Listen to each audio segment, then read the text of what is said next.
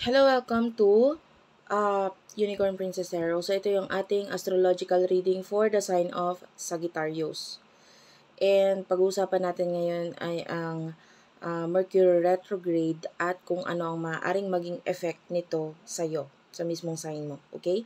But be sure to check your sun sign, moon sign, and yung iyong rising sign or yung iyong ascendant sa iyong natal chart, especially yung iyong natal yung iyong ascendant or yung rising sign mo, dahil maaaring magbigay ito ng message for you. Okay? So, by the way, bago ako simulan din ang reading, matutuwa ako kung magko-comment ka, mag-iiwan ka ng heart dyan sa comment section, dahil ito nagpapakita ng suporta and maaring nagpapakita ito na nagugustuhan mo yung reading. So, maitutuloy-tuloy ko yung ganitong klaseng reading. Okay? So, let's start. This is for the sign of Sagittarius. Bago nga pala yung para sa'yo, explain ko muna, ano ba yung Mercury retrograde para doon sa mga iba na hindi pa nakakaalam tungkol dito. At ano ang maaaring maging effect nito sa pangkahalatan. Okay? Mercury retrograde, ito yung pagbagal ng takbo or pagbagal ng yung pag-ikot ng planet of Mercury, no? Sa sun. And ito, nagkakaroon siya ng effect dahil kumbaga parang ganito, no? Isipin mo na yung Earth is like a train, tapos makikita mo yung mga sasakyan sa baba, parang nagkakaroon ng backward motion, 'di ba? Parang umaatras o bumabalik, pero hindi naman, iisa lang din ang rotation, kaya lang mukha siyang parang bumabalik dahil mas mabilis si train. So ganun yung nangyayari. Medyo mabagal ang takbo ngayon ni Mercury. Ang effect niya sa pangkalatan sa Earth is because the planet of Mercury is kilala ito sa planet of communication. So pwedeng ito ay may effect pagdating sa pakikipag-communicate sa mga tao. For example, pwedeng magkaroon ng effect ito pagdating sa pag-intindi mo sa iba. Pwedeng ma-misinterpret mo yung mga sinasabi nila. And ikaw ito na pwedeng ma-misinterpret ka rin ng mga taong nasa paligid mo, mga sinasabi mo. And pwedeng may mga bagay na parang masyadong foggy or hindi mo maintindihan ngayon sa mga bagay na binabasa mo. Magugulat ka na lang, may mga binabasa ka na, ano yun, hindi ko naintindihan yung binasa ko, parang ganon. And pwedeng, during this time, hindi advisable ang pagpirma ng mga kontrata. Ayan. Kung may mga importanteng meetings, mas maganda i-delay ang meetings. At kung just in case na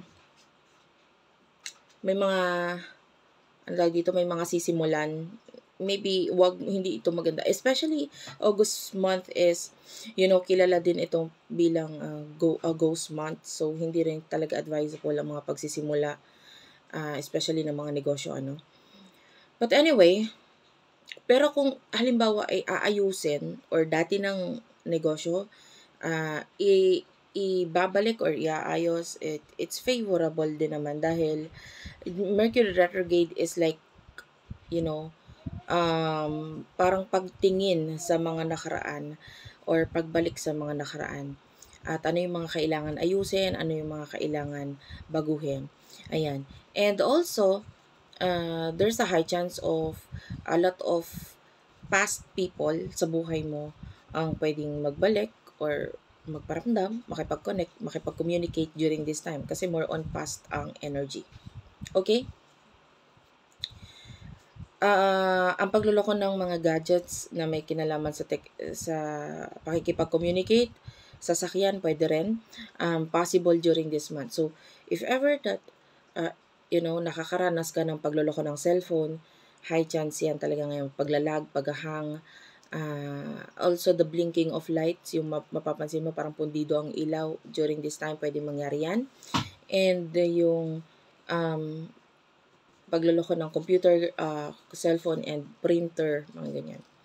Anyway, let's move on na, Sagittarius, sa iyong pinaka-reading. Ano ang maaaring maging effect ng Mercury retrograde sa'yo? Okay, Sagittarius, itong period na ito, maaaring maiba yung mga paniniwala at pagtingin mo sa mundo ngayon. If ever that there's some kind of a place na pwedeng nabisita mo na noon, no? Pwedeng may mga bagay kang gustong balikan dito, or pwedeng baguhin, no? For example, yung mga kinalakihan mong tahanan, some of you pwedeng magkaroon ng pag-iisip about pag-aayos or ano kaya magandang gawin dito sa mga lugar na ito. And some of you, no, ay pwede magkaroon ng confusion pagdating sa mga katanungan mo pagdating sa buhay. Yun nga, hindi advisable para sa iyo ngayon ang mga legal procedures. And pagdating sa iyong health, no, mag-ingat dahil pwede magkaroon ng pagdadaan ng problem or pananakit, especially sa bandang area ng iyong balakang at hita. If ever na may mga itatry ka na exercise, like yoga or tai chi, mas maganda na mag-ask ka rin ng advice sa professional, or wag mo namang ipe-pressure ang sarili mo kung hindi pa kaya talaga. Now is not the right time na mag-rush ng mga bagay-bagay, especially na may kinalaman ito sa mga bagay na aaralin mo. And yeah. And if ever na you are in another place, be careful pagdating sa, pakikipag-communicate sa mga tao doon. Bago mo gawin ang isang bagay, ingatan mo ang sarili mo na hindi mo maaapakan or mababastos ang kanilang kultura. Yung iba kasi high chance na maaaring kung ikaw ay nasa ibang lugar na hindi mo alam ang kultura nila, may mga tao kang ma-offend doon na hindi mo alam na hindi pala yun acceptable, no? And of course, maaaring maging late para sa iyo ang explanation at pagdating doon sa bagay na yun. So, all in all, wag ka na lang munang masyadong magagawa ng mga bagay-bagay na alam mong medyo or nag-aalangan ka. So, high chance of misunderstanding sa iyong boss, mga empleyado, katrabaho, dahil pwede may mga bagay na mawala. Like, pagdating sa mga project, pwedeng hindi ito maipresent ng maayos, or may mga ipinag-uutos na hindi magawa, or magkaroon ng problema. This retrograde is giving you stress pagdating sa iyong career. Lalo na sa unang half month of August.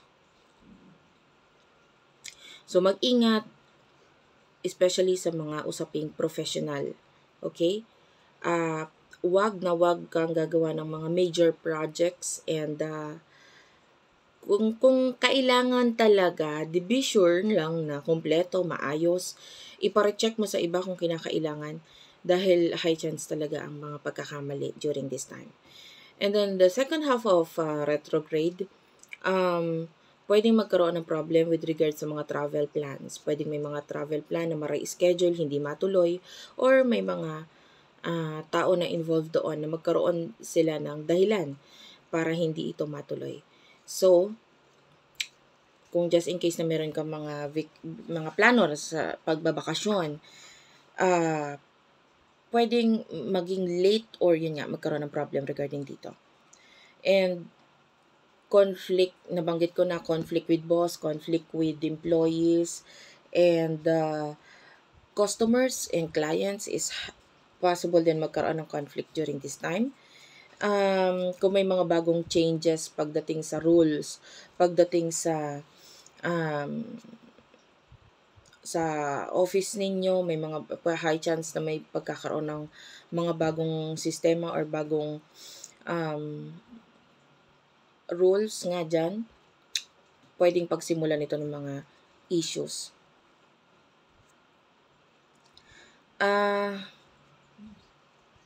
Para maiwasan mo yung issue, mas maganda kung pag nasa work ka, concentrate ka sa work. Of course, alam naman natin na yun. Pero, kasi tendency is that pwedeng mawala ka sa sarili mo or mawala ka saglit sa pag-iisip na in a way na nagde-daydream ka during working hours. So, pwede ito maka-apekto sa'yo.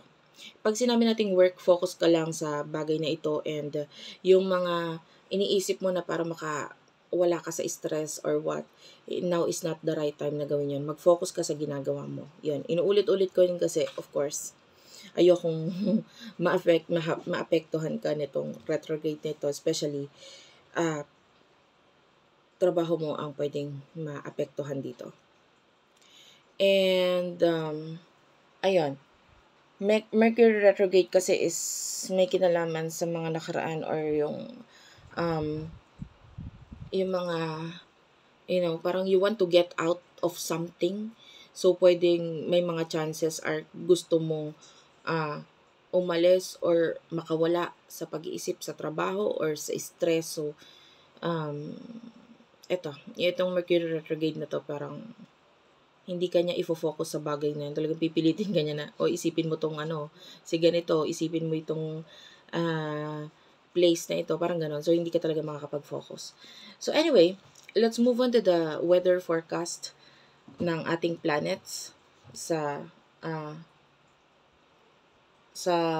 Mercury. Okay? At ano magiging effect nito sa'yo. Mercury, bigyan mo itong mga, yung mga babanggitin kong dates, pwedeng ito days before, 2 to 3 days before or after mangyari ang effect niya. So, bigyan mo ito ng allowance. So, halimbawa, August 8 sinabi ko, maybe August 6, 7, 8, ayan, pwedeng mangyari ito. And or 8, 9, 10, 11, mga ganon. Okay, let's start. August 8, 2024, meron tayong Mercury na nagkakaroon ng conjunction with the planet Venus. Pag sinabi natin conjunction, ito yung halimbawa nasa planet Earth ka, tumingin ka sa taas. Of course, hindi naman natin makikita, pero if you do have the special telescope, high chance sa makita mo ito. Mercury, Venus, pag tuwing ka parang nagkakaroon ng eclipse, ganun. So, magka-align. Okay? So, Mercury nagkakaroon ng conjunction sa planet of Venus. Now, there's a high chance na someone in your work is pwede magkaroon ng fling or pagkakagusto sa'yo. And or vice versa, makaagaw ng attention mo, makapansin sa'yo, and some of you, high chance din naman ang pagre-reveal ng mga emotions. Kung hindi man yung mismong work mo ngayon, pwedeng mga nakatrabaho mo nung araw. Okay, magugulat ka na lang, bigla kang kinontak nitong even your boss, high chance yan during this time. No? Lalo na kung may nagka-something talaga kayo ng time na doon ka pa sa workplace mo na yon.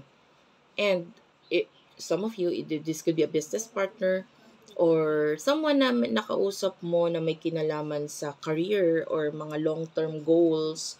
And could also be a father or a father figure. Ayan.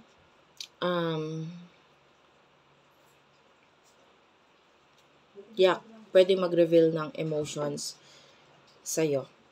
Or, for some of you, if you're single looking for love, there's a high chance na a person in the past, could be your workmates, pwedeng may maipakilala siya sa'yo na katrabaho niya, na pwedeng magkaroon ng start of, something there sa connection na yan, na may kinalaman sa love. With regards to those married couples, during this time, pwede mapag-usapan yung mga bagay na may kinalaman sa career na babalikan or gustong balikan or maybe a business na gustong i-open na pwedeng napag-usapan na in the past. So, pwedeng mapag-usapan ito during this time. And or, pwede nga yung mga lugar na gustong puntahan, like maybe maalala mo yung mga times na nagde-date pa kayo during this Mercury retrograde, pwedeng mapag-usapan itong mga bagay na ito na baka naman pwede nating puntahan yung ganitong lugar. Yan, pwedeng may kinalaman sa pagbabakasyon or regarding sa connection ninyo in the past. And on August 18, si Mercury nagkakaroon siya ng pag-i-square kay planet of Uranus. Ito medyo mag-ingat ka nito, no? Days before and days after. Medyo mag-ingat ka on August 18 dahil itong square na ito or pangyayaring ito ay pwedeng maka-apekto sa'yo pagdating sa relationship or mga one-on-one connection mo, like possible na pag-aaway pagdating sa boss or there's a possible issue boss, business partners, karelasyon mo mismo. If you're married yan sa asawa mo, whoever this person or people na may usapan kayo sa usaping kontrata or may ka one-on-one pag-uusap ka or communication with that person. Pwedeng may mga malaman kayong biglaan na parang maging dahilan para magkaroon ng mga pagbabago ng schedule or pagbabago ng mga naisip or mga na plano. Ayan. And maybe kung hindi man pag-aaway, this could be some kind of bad news na pwedeng hindi mo ina-expect during this time. And medyo maiiba ang timpla ninyo, pare-pareho kung sino man ang mga involved dito, na magiging dahilan para magkaroon ng pagtitrigger or pagkakaroon ng conflict and tension. This is like a challenge for you. So during this time, the advice for you is to, remain kalmado and isipin mo na lang na lilipas din to. Parang ganun. Ayusin, kumbaga, as much as possible, kung pwede nga lang magtago na lang muna sa bayan during this time. Pero kung if it has something to do with work na hindi kailangan mo talagang harapin. And then, harapin mo ito ng alisin mo yung stress. Kumbaga, kung naiinis ka, gusto, to the point na sasabog ka na, lumayo ka muna saglit and then, ihinga mo lang. Parang ganun. Ihinga mo muna ang sarili mo. Kasi high chance na magkaroon ng issues or problem, pag-aaway, arguments. So anyway, August 23, 2024. Pero bago ko ituloy, iinom lang ako saglit.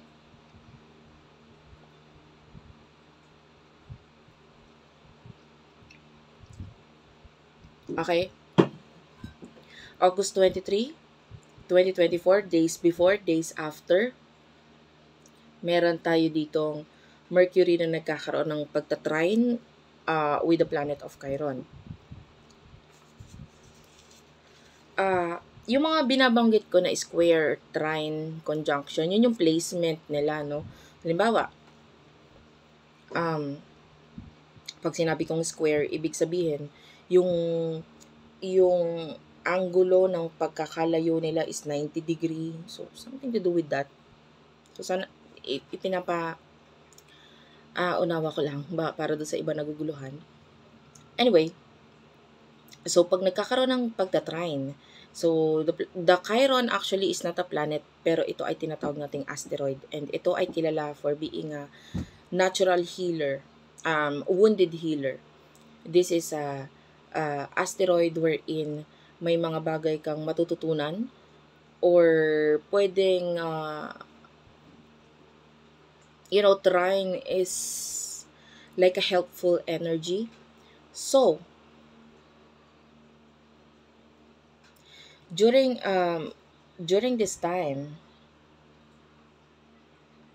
pwedeng lalo na sa mga issues na nangyari sa mga nakaraan na dates na nabanggit ko, pwedeng during this time medyo maging mas madali na lang para sa iyo ma-adapt or of course, nagkaroon ng sakit ng ulo, nagkaroon ng problema, alam nga namang ulitin pa si problema during this time, pwedeng maging mas maayos dahil alam mo na kung anong gagawin, no? Pagdating sa iyong work, pagdating sa iyong career, or for some of you, kung ikaw ay may mga kliyente, pwedeng, ay, napagdaanan ko na to, hindi, alam ko na kung paano ko haharapin yung ganitong klaseng kliyente. Alam ko na kung anong dapat kong gawain sa ganitong klaseng issues or challenge, medyo magiging madali para sa iyo harapin during that time yung mga issues dahil, and also for some of you, pwedeng there's a workmates or a boss na pwedeng kailanganin ang tulong mo, or people in the past, nakatrabaho mo, nakasama mo sa negosyo, pwedeng makipag-communicate sa iyo, and there's a high chance na may pagtutulungan, either ikaw ang matutulungan or sila ang matutulungan, especially yung nabanggit kong date ng pag-i-square ni planet of Mercury and Uranus with regards to August, with the date of August 18, days before, days after, kasi pwedeng itong alam mo, yung planet of Uranus is about big change, unpredictable change, high chance na may mga mawalang negosyo, mga kontrata na biglang, hindi pa tapos biglang tatapusin, or mga biglaang pagbabago. So there's a high chance of pagkawala or pagkatapos ng negosyo, pagtatapos ng trabaho, or pagkawala ng empleyado mo, because pwede if you're a businessman, businesswoman, so pwedeng, or clients, no, whoever these people na may kakonect ka, pwede magkaroon ng big change doon, or even your relationship, personal relationship, pag nagkaroon ng sagutan is pwedeng mag-end ito. And nakakita tayo ng trining, which is some kind of help na after nitong problem na ito ay pwedeng maayos din siya by the help or support of other people. Okay.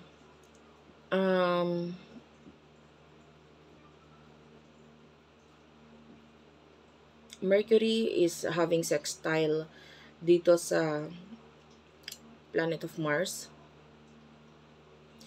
Yung planet of Mars is about bravery, courage, alam mo yon.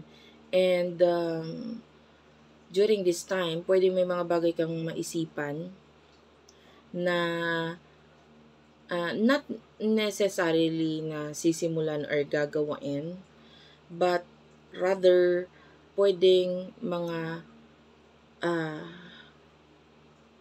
like for example, pwedeng negosyo na gusto mong simulan noon, tapos pwedeng during this time maging madali para sa'yo isipin kung ano yung dapat gawain para masimulan na yung negosyo na yon. Okay? Yung pag-iisip is okay lang naman during this Mercury retrograde, pero yung pagsisimula mismo is hindi siya advisable.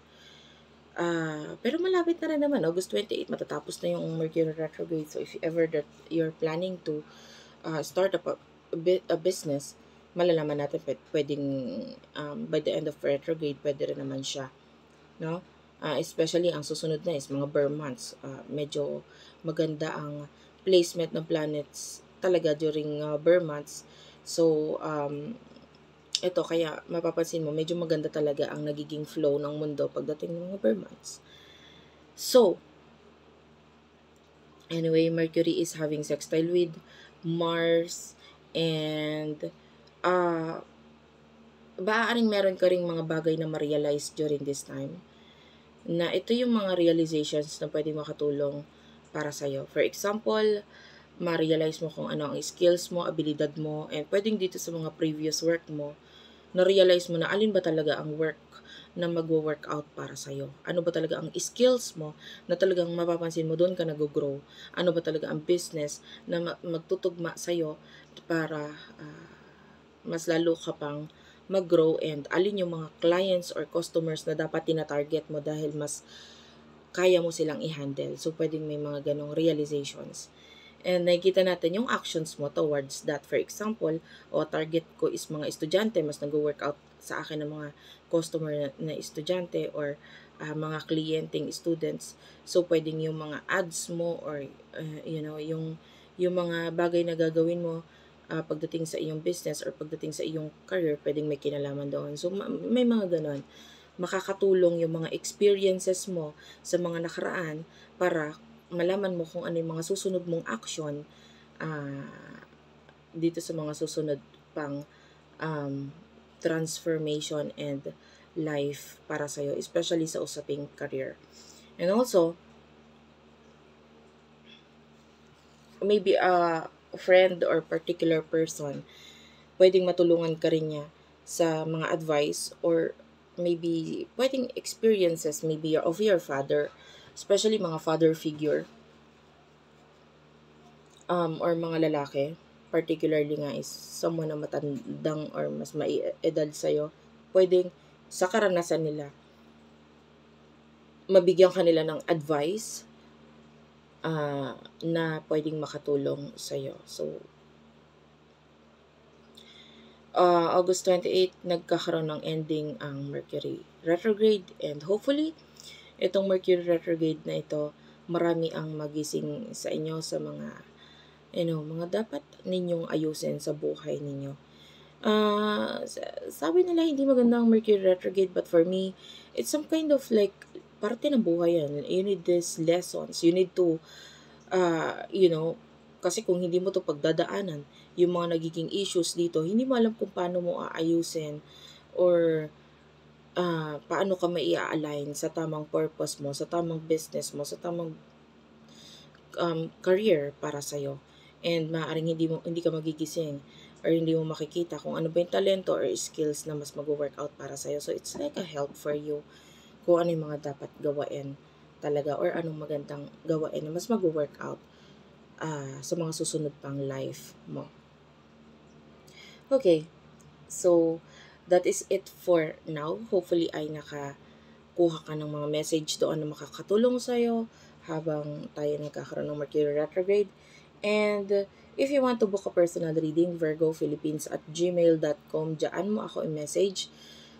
Sabihin mo sa akin kung saan mo gusto tayo mag-focus sa reading. Like for example, pag-usapan natin ang natal chart mo. You want to know more about your natal chart. Kasi sa natal chart, pwede ko makita doon ang career na pwede mong ma-accomplish or saan ka mag-grow. Sino itong mga taong makakatulong sa'yo para mag-grow ka? Are you going to be famous? Saang larangan ka ng bagay magiging famous? Pwede ganyan. If ever na meron sa planet mo na nagpapakita ng high chance ng pagiging sikat. Gaano katagal ang itatagal nito. Okay? And if you want to know, kung gusto mo naman mag-focus, you can only choose one, career or love. Kasi, pero bibigyan kita ng idea doon sa, for example, pinili mo si career, bibigyan rin naman kita ng idea about love or babasahin ko rin naman yung about love, but hindi lang natin doon ifo-focus. But if you want me to focus on love, ayan, bibigyan din kita ng konting details about career, pero hindi masyadong doon nakafocus. But also, may kasama yung tarot readings or tarot advice. You can also ask me sa email kung ano yung gusto mo hingian ng advice. Yon. And if you don't want your natal chart, yung iba sa inyo alam nyo na yung natal chart nyo, o sige, pwede tayong mag-focus sa compatibility reading. You want me to read your charts and your person's chart, pwede ko rin gawin yon. And if you want me to focus naman sa reading na kung ano ang magiging epekto ng September 2024 para sa'yo, pwede ko rin gawin yon. So, that's it for now. Just feel free to message me. And please do comment down below. Napapansin ko sa mga Sagittarius, hindi masyadong pala comment. Hindi, pagka ganun, guys, medyo natatabangan ako mag-reading. Kaya madalang ako mag-reading ng mga ganito. Kasi parang, hindi ko nakukuha yung support na parang kailangan ko. So, hopefully, mabigyan mo ako ng support by just commenting down below. Kahit heart, malaking bagay yan sa akin. Thank you for watching. I love you all and bye-bye.